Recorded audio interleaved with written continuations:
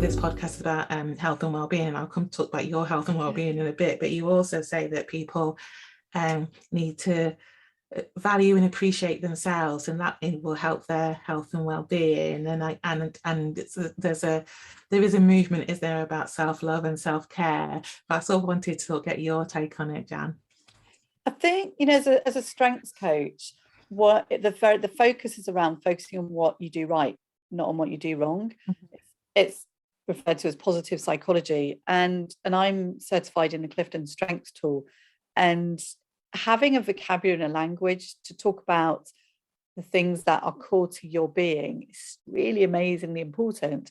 But it allows you to then do self-reflection and notice when you're using your top talents and when you're in your strength zone.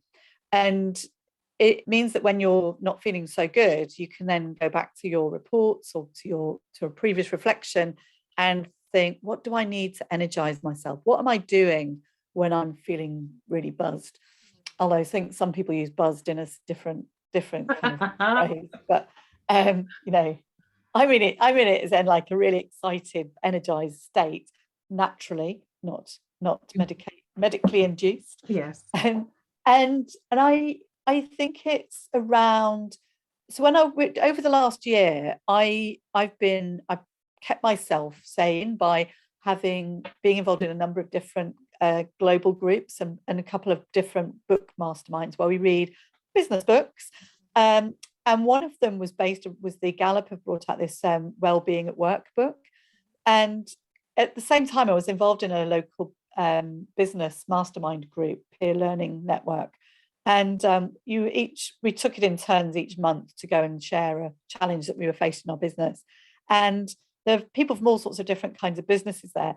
And at one of them, there was a guy who was really quite an organized, structured guy. And he said, and I gave an overview of what I do, my business, my community contribution, which is creating a science centre, but supporting the local residents network too. And he sat there and he said, Jan, do you not think you're doing too much? And I went, oh. So I left the meeting and I drove home, and I was thinking, wow. Anyway, that night I was doing the wellbeing at work book with loads of Clifton Strengths coaches. And one of them in the breakout room said, yeah, Jan, when do you find time for you? So I went, oh, so that's two people in one day have said, are you doing too much? So as part of the book group, we were creating a grid of all our Clifton Strengths and the 5 areas of the Gallup wellbeing framework, which is, can I remember them? And one of them is social, physical health, and why can't I remember them? I know them so well. Anyway, and financial and cool. Not family. Anyway, so anyway, one of the ones I looked through my profile, and it was basically I get energized by doing things and being busy, but helping to connect and energize other people. And it even all in the book, what's so useful about it is he said if you're a person who's got activator and likes to work in a group and energize other people, it said find yourself a social community project to get involved in. I was like, oh, tick. And then it said under the physical one, it said, so you like to interact because of your profile with other people. So rather than trying to beat yourself up by having a detailed schedule of doing things on your own, find a community group to connect with and organize it and energize yourself by energizing other people. And I thought, oh, so I play in a mum's community rugby team where we raise money for a mental health charity, which is Papyrus and the Red Lipstick Foundation, which supports teens with mental health challenges. So we've all, over the last 4 years, rather than standing on the sidelines, and we meet on a Monday night and we in the freezing cold and we throw a rugby ball around and we're becoming, I wouldn't say competent, but we have an absolute blast. We've got a great community of sisterhood. We support each other, and it's an amazing space to both get fit, stay fit, and connect with each other. And so rather than me sitting down and saying, I won't do that, I won't do this, I'm energized by trying to bring science and engineering into my community and creating a science centre.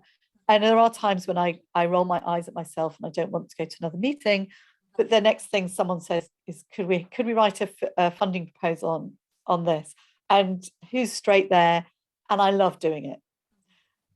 So I'm energized by making a difference. When somebody says to me, Dan, just sit down, chill, have a glass of wine, it's not me. So I think knowing who you are and where you get your energy from is really important. I know that for me, I'm quite a cerebral thinker. So actually, if I need to go for a walk on my own, and I do try now to build back in the commuting time that I've lost, which means going out with some podcasting, or actually making myself go and visit somebody who lives an hour's drive away, so that I've got an hour to just let my brain mull around in the car. I love and that. I don't think many of us, those of us who haven't perhaps realized that we do need space to think, not space to just relax, but actually space to just let our brains chunder around, that those of us who enjoyed commuting, for whether we could read, we could chat, we could sleep, we've lost that. And so I've only recently rediscovered how important that was for me. So yeah, I've realized that I need to manage my energy by being busy, because that's what energizes me.